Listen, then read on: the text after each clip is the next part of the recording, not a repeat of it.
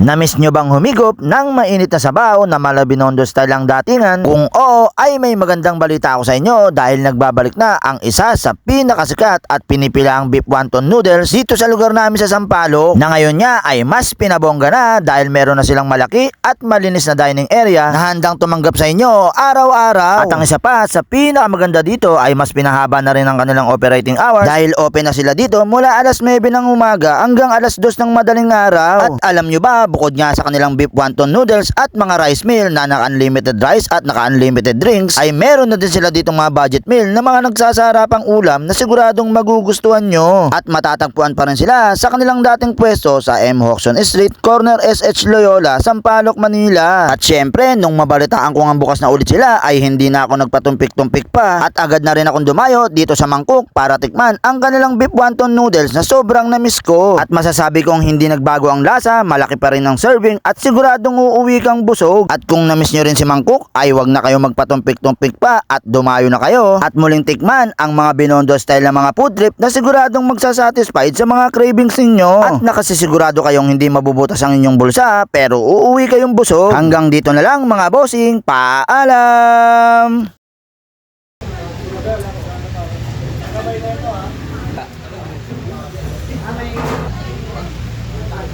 Yan guys, dito kay Mangkok, meron na rin silang mga a la carte order ng mga lutong ulam. Ayan guys, oh. Napakarami yung pagpipilian. So araw-araw, iba-iba yung lutong ulam na isa-serve dito sa Mangkok. Yan, meron na rin silang malawak na dining area.